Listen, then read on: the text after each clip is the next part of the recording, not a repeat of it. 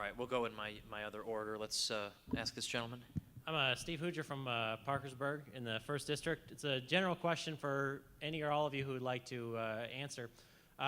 Beyond what might be necessary to confront a legitimate threat, whether it's military, law enforcement, what have you, how do you assess the political prospects for peace now that our would have been progressive allies for peace are sort of placated with their president in, and with the Republicans still clinging to their support for the wars? All right, well, anyone who wants to jump in? Well, I think that the culture entirely is, in my judgment, has been corrupted with this, I call the psychology of empire in my book, because it's both Democrats and Republicans are in favor of the war measures. It was Obama who's increased our presence in Afghanistan, not Bush, in a fool's errand that's clear to anybody except someone who feels they can frighten the American people into a danger and getting support by criticizing all of their opponents as being weak and unpatriotic and wanting to expose the United States to terrorism. Now, you need to read a speech by Hermann Goering, and this is the German parliament before Hitler destroyed all of it, in which he was saying, well, listen, it's easy to get the people to go to war. You just create danger, inflate it 50-fold, call anybody who's a critic unpatriotic and a traitor, and then they'll all be for it. And it takes great courage in the political arena to say, no, you're not going to frighten the people. There's danger, but you have to have it in a measured sense. And don't make these terrorists the equivalent of the Soviet Red Army with all sorts of nuclear scientists and billions of dollars in taxes and that kind of thing.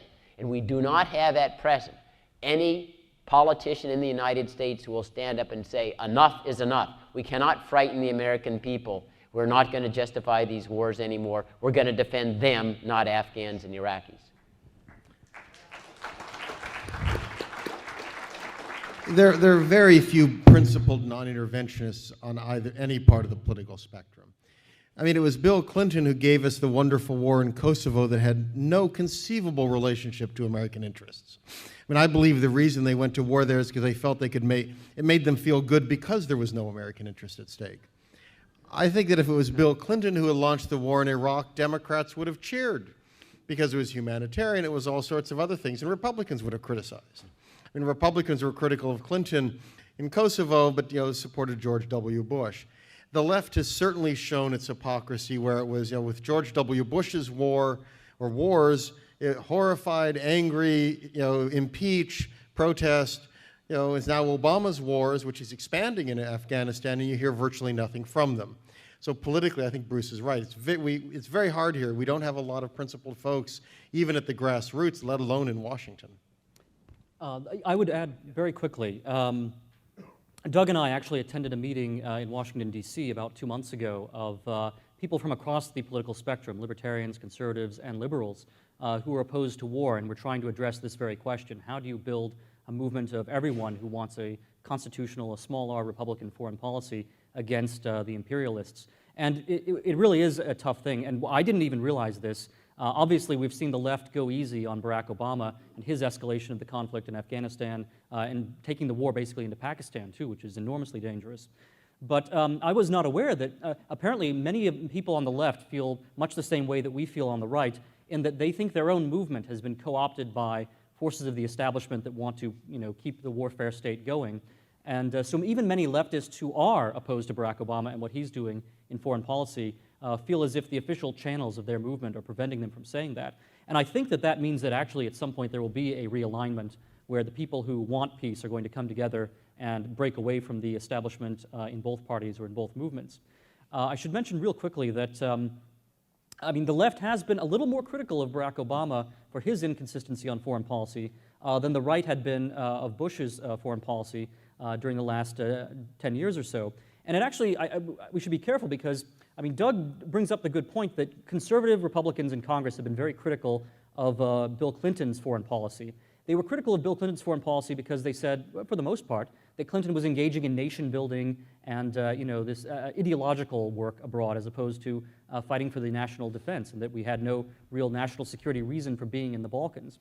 I think it's a matter of tremendous significance that what conservative Republicans were saying back there in the 1990s about the evil of nation building, and in fact, even George W. Bush, when he campaigned in 2000, said that he was against nation building and he wanted a humble foreign policy for the United States.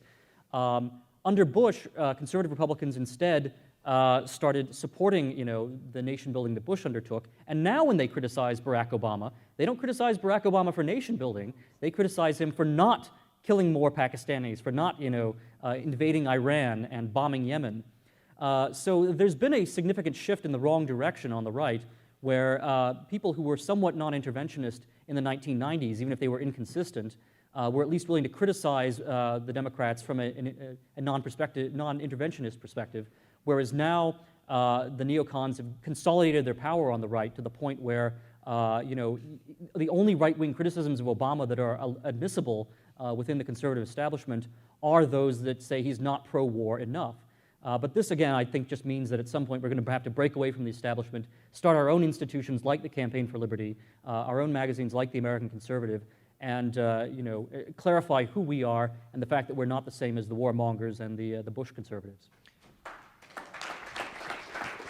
All right, let me just make an announcement. We will, in just a moment, we'll adjourn till 8:35 promptly. I'll start right then. We'll start our other panel, and I'll be the first speaker at that. But these guys are top notch. Let's thank our panel once again for this great session. All right, thank you.